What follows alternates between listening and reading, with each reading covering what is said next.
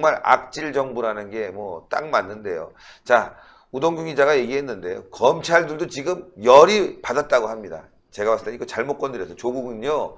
검찰 개혁안이 아니라 자기 목에 지금 칼 꽂은 거랑 똑같은 짓거리를 벌였습니다. 난리 났습니다. 네. 아주 검찰들이 원색적인 표현을 써가면서 불만들을 토로하고 있습니다.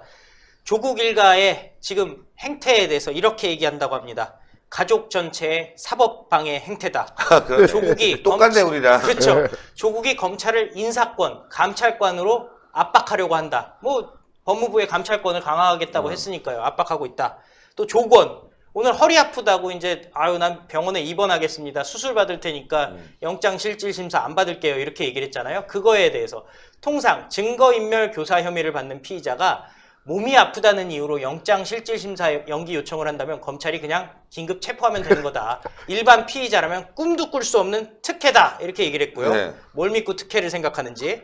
그 다음에 정경심이 시간 끌기 하는 얘기에 대해서는 어떻게 얘기하냐. 핵심 피의자인 사람에 대한 조사가 늦어질 경우에 조국에 대한 수사도 자연스럽게 늦어질 수밖에 없는데 고의적인 수사 지연 의도를 의심해 볼 수밖에 없다. 악질들이에요. 예, 악질. 악질이다. 이렇게 네, 얘기를 악질. 했죠. 또 수사 방해. 조국 일가를 법조 카르텔이라고 봐야 하지 않는가. 지금 보면 조국이요. 검찰이 법조 카르텔이라고 얘기를 했는데 오히려 조국 일가가 법조 카르텔이다. 정경심은 증거인멸을 교사하고 다니고 언론에다가 다양한 방식으로 자신의 입장을 매일 설명하고 있다. 다양한 방식에는 이제 페이스북이 있죠. 조국한테 배웠겠죠. 조국의 아들과 딸도 전체적으로 수사를 방해한 정황이 드러나고 있다. 이제 방송 나가서 이상한 소리 하고 다녔잖아요. 예. 그렇죠. 예. 아들과 자기 딸도 해명하고 막. 예. 아들과 딸도 성인이고 조만간 같이 조사받고 들어갈 겁니다. 종합적으로 침대 축구도 아니고 너무한다. 바닥에 누워버린 거죠 이제. 침대 축구. 침대 축구. 예, 이게 침대 아랍에서 예. 많이 하는 축구 아닙니까? 뭐 살짝만 건데 으악! 예. 헐리우드 액션하고 안 일어나고 예. 그러다가 이제 지네가 질 것 같으면 막 뛰어다니고. 예. 예. 그럴 거예요 지금. 조국이 그런 모습을 보이고 있는데 우리 국민들이 얼마나 열이 받았는지 말이죠. 서초동에 내일 또 생각보다 모여야 조국 지지하는 사람들이 많이 모여서 한 5, 6천 명 모여서 저런 사람들이 아직도 많나라고 궁금해하셨죠. 그리고 문재인이랑 조국도 그거에 들떠서 얘기한 바가 있습니다. 그런데요. 여론조사 해봤더니 그렇지가 않네요. 조국의 임명을 반대하는 사람이 53%, 54% 되고요. 조국의 임명을 지지하는 사람들은 30%도 안 됩니다. 29%입니다. 그런데요. 29%라는 거는 문재인 지지자보다도 조국 지지자가 적다라는 얘기입니다. 한마디로 문재인도 지금 조국을 여론조사만 놓고 보면 버려야 되는 상황이에요. 본인의 문재인 지지층도 조국을 지지하지 않는다라는 결과가 나왔습니다. 그럼에도 불구하고 문재인이 조국을 저렇게 감싸고 있는 데는 다른 이유가 있겠죠. 그렇죠. 공동체예요. 예, 경제 공동체, 운명 공동체. 예. 그렇죠. 검찰의 조국 수사 관련에 대해서는 어떻게 생각하냐 물어봤더니요. 잘하고 있다. 52%, 잘못하고 있다. 39%. 대한민국 국민들의 다수가 검찰을 응원하고 있습니다. 조국을 제대로 조사해달라고 응원하고 있습니다. 윤석열 검찰 내일 많이 응원을 해주셔야 할 것 같습니다. 예, 내일 많이 나오셔야 돼요. 그래야지만이 정경심도 구속당하고 조국까지 갑니다, 여러분들. 자, 저번에 말씀드렸다시피 광화문의 열기 뜨거우면은 윤석열이 잘할 것이다 라고 했지 않습니까? 지금까지 잘 해왔죠. 예, 동생 구속시켰죠. 오늘 구속됩니다. 예, 그리고 사촌 동생, 오촌 조카 구속시켰죠. 그리고 정경심 오늘 소환했죠. 계속 나갑니다. 예, 내일 1000만 모이면 어떻게 되냐? 조국 구속당합니다. 예, 또 있어요. 구속됩니다. 정상훈도 구속했고요. 예. 윤규군도 지금 구속영장 청구한 윤규군까지. 상황. 예. 그리고 그러니까 조국 엄마도 지금 기소될 위기입니다. 조국 엄마까지. 그 다음에 예. 변호사인 이인걸. 거기도 또 민정수석실이랑 연관이 있죠. 거기도 지금 조사가 시작됐다고 싹 합니다. 다 날라가네. 싹 다 날라가네요. 이처럼 말이죠. 내일 1000만 나오면 완전히 세상이 또 바뀔 것 같습니다. 여러분들 내일 꼭 나오셔야 되는데 우동균 기자 또 소식 전해주세요. 네, 오늘 이 자유한국당의 황교안 대표가 문재인 대통령의 어제 그 수석 보좌관 회의 발언에 대해서 아주 강한 비판을 했습니다. 예정에 있던 내용은 아닌 것으로 알려졌는데요. 김명현 수석 대변인을 통해서 이 황교안 대표의 이 강력한 메시지가 전달돼서요. 오늘 그 내용 좀 알려드리도록 하겠습니다. 일단 앞에서 우리 박아수 부장께서도 상기시켜 주셨지만은 어제 수석 보좌관회의에서 이 대규모 현재 광화문에서 이루어지고 있는 이 수백만의 집회 그리고 서초동에서 이루어지고 있는 한 줌의 그 친문 세력 집회에 대해서 이런 발언을 했다는 거 아닙니까? 그거는 국론 분열이 아닌 직접 민주주의 행위다라는 이제 주장을 했고요. 다양한 의견 속에서도 하나로 모아지는 국민의 뜻은 결국 검찰의 정치적 중립 보장 못지않게 검찰개혁이 시급하고 절실하다는 것이다. 지금 대통령이 며칠째 뭔가 대한민국의 안보, 대한민국의 경제에 대해서 메시지를 어떤 걸 했는지 기억이 안 납니다. 지금 요새 이 조국을 지키려고 맨날 입만 열면 검찰개혁 얘기하지 않습니까? 뭐 대한민국은 뭐 검찰개혁 빼고는 뭐 할 일이 없습니까? 근데 대통령은 지금 청와대 회의서든 뭐 국무회의서든 계속 지금 검찰개혁을 부르짖고 있는 상황인 거고요. 그러면서 했던 발언 중에 충격적인 게 검찰개혁에 있어 법무부와 검찰은 각자 역할이 다를 수는 있지만 크게 보면 한 몸이라는 사실을 유념하라. 지금 법무부와 검찰이 왜 한 몸입니까? 법무부는 법무부의 역할이 있는 거고 검찰은 검찰의 역할이 있는 거 아닙니까? 그런데 결국 저 표현은 야, 내 말 들어야지. 검찰 너네도 법무부랑 다를 거 없어. 조국이하고 너하고 똑같아. 한 몸으로 가야지. 뭐 소위 말해서 나서지 마. 이런 식으로 뭔가 압력을 주는 그런 상황이었던 건데요. 이러한 대통령 발언에 대해서 황교안 대표가 따끔한 비판을 했습니다. 제목이 이렇습니다. 대한민국 대통령이기를 포기한 것인가? 이게 제목입니다. 대포. 그렇습니다. 대포죠. 어제 문 대통령의 수보회의 발언은 혹시나 했던 국민의 기대를 여지없이 뭉개고 짓밟은 역시나였다. 국론 분열이 아니라고 한 것은 대통령의 인지 부조하다. 그러니까 대통령이 생각이 뭔가 문제가 있는 것 같다.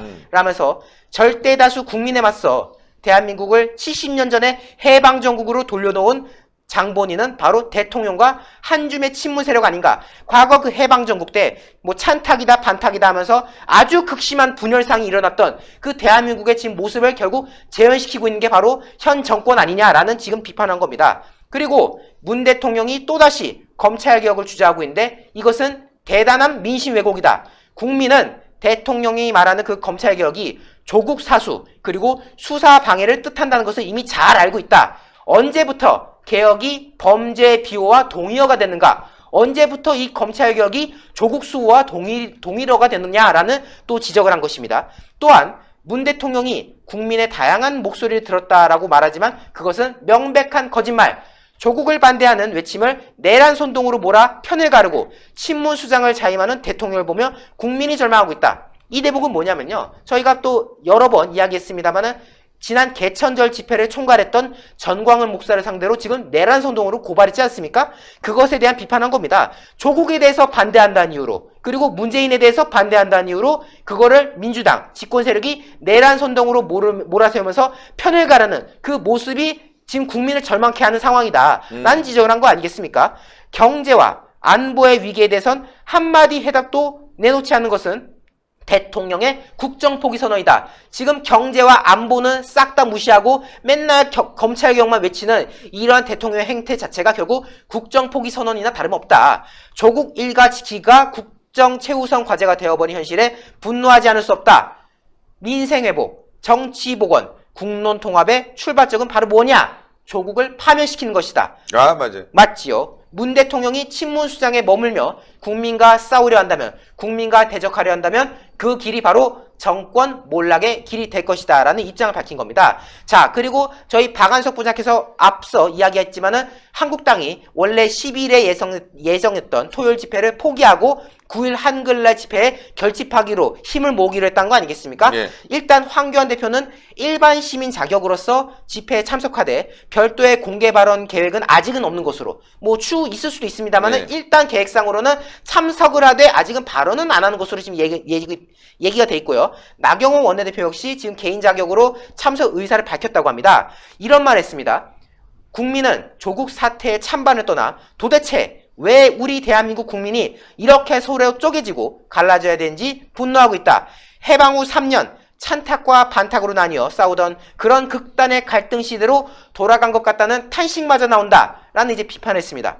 그리고 대통령이 국민 모두의 대통령이길 포기한 상황 아니냐. 즉 그렇죠. 다시 말해서 좌우, 뭐 보수, 진보를 가리지 않고 모두를 아우르는 국가 원수가 돼야 되는데 그게 아니라 한 줌도 안 되는 그 흔히 문빠라고 불리는 친문 세력에 의존해서 지금 국정 운영을 하는 것이 아니냐라는 비판한 거 아니겠습니까? 그렇기 때문에 국민의 마음을 대통령에게 전해야 된다는 생각으로 내일 나는 광화문에 가겠다. 시민의 한 삶으로서 한글날 광화문 집회에 참여할 생각이다라는 입장을 밝혔습니다. 결국 자유한국당도 역시 제1야당으로서 이번 한글날 집회, 이 보수 우파가 또다시 한번 결집해가지고 수백만의 어떤 기적을 이뤄내는 그 현장에 지금 동참하겠다는 거 아니겠습니까? 저희 신의 한 수 시청자 여러분들께서도 내일 12시에 광화문 광장으로 모여주셔서 문재인을 향해서, 그리고 더 나아가서 이 위선자 조국의 구속을 염원하는 마음으로 규탄의 목소리를 함께 내주셔야 되겠다라는 이야기를 전달하고 싶습니다. 아, 좋아요, 좋아요. 내일 꼭 모여야 됩니다. 여러분들,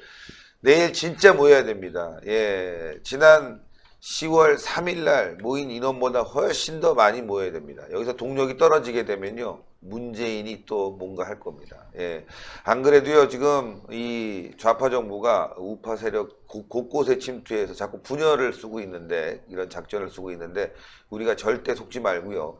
내일은 분명히 더 많이 모여야 될 것 같습니다. 예. 제가 들리는 소식도 말이죠. 지금 강남에서도 뭐 굉장히 많이 나가신다고 해요. 그리고 지방에서도 벌써 뭐 버스 대절해서 오신다는 분들도 많고. 자, 여러분들, 우리는 아프지도 말고 다치지도 말고 정말 죽지도 말아야 됩니다. 내년 4월 심판의 날 기다려야 되지 않겠습니까? 그러기 위해서는 우리가 곳곳에서 모여야 됩니다. 내일 광화문에 꼭 여러분들의 성원과 함성이 함께 모였으면 좋겠습니다. 예. 신의 한 수의 구독, 좋아요, 알림 방법입니다. 먼저 핸드폰 화면에서 유튜브 어플에 들어가 주세요. 돋보기 마크를 누르시고 신의 한 수를 치고 들어가 주세요.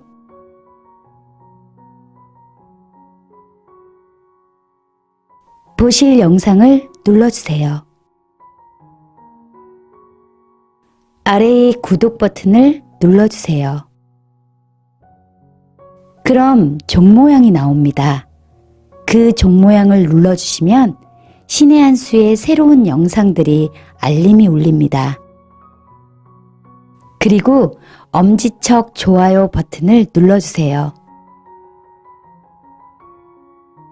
여러분의 구독, 좋아요 버튼은 신의 한 수의 큰 힘이 됩니다. 댓글로 여러분의 많은 의견도 듣고 있습니다. 응원의 댓글도 부탁드립니다.